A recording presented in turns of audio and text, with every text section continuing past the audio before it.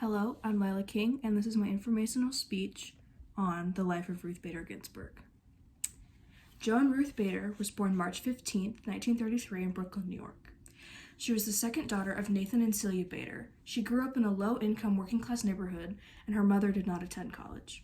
Her mother did, however, inspire her and was a great influence on her life. She taught her the value of independence and education. She attended James Madison High School in Brooklyn, where she worked diligently and excelled in her studies, but sadly her mother died of cancer before she was able to see her graduate. She earned a bachelor's degree from the University of Cornell, where she finished first in her class. That same year, she married fellow law student Martin Ginsburg. Their first child, Jane, was born shortly after her husband was drafted into the military. He served 2 years, and after he returned, the couple both enrolled at Harvard Law. She was one of only 8 other women in her class, and the women were chided by the law school's dean for taking the places of qualified males. But Ginsburg pressed on and eventually excelled academically, becoming the first female member of the prestigious Harvard Law Review. Sadly, Martin contracted testicular cancer, and in addition to caring for their infant daughter, she attended both hers and her husband's classes to ensure he would graduate on time. Martin graduated and accepted a position at a New York law firm. Ruth joined him there and attended Columbia, where she was elected to the school's law review. She graduated first in her class in 1959. Despite her outstanding academic record, Ginsburg continued to encounter gender discrimination while seeking employment following graduation. After clerking for the U.S. District Judge Edmund L.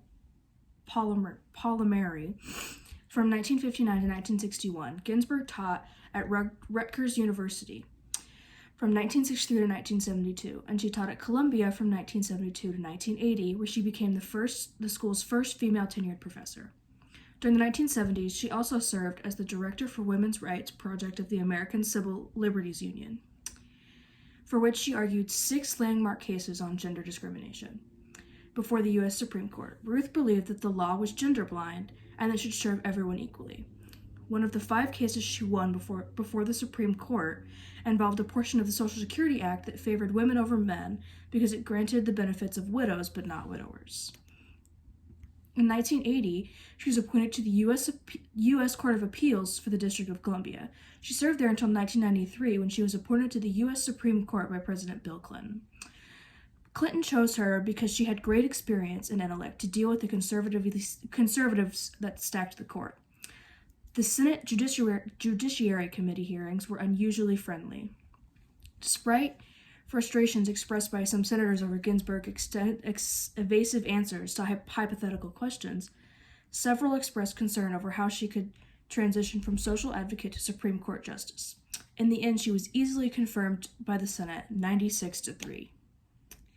In her years on the court, Ginsburg was thought of as a modern liberal bloc, presenting a strong voice in favor of gender equality, the rights of workers, and separation of church and state. She wrote the decision for a number of landmark cases, such as the United States v. Virginia and Bush v. Gore. While being known for her restraint, she garnered a lot of attention for her dissenting opinion on 2000's Bush v. Gore. This earned her the nickname the Great Dissenter. In 2015, Ginsburg sided with the majority of the 2 landmark Supreme Court rulings. On June 25th, she was one of 6 justices to uphold a critical component of the 2010 Affordable Care Act. Ginsburg is also considered to have been instrumental in the 5-4 majority ruling, which legalized gay marriage. The legacy Ruth Bader Ginsburg left is unparalleled. She was the first woman to do many things, but she made sure she would not be the last. She fought tooth and nail for the majority of her life to be recognized as equal to her male counterparts. She secured bodily autonomy for all women with the historic Roe v. Wade.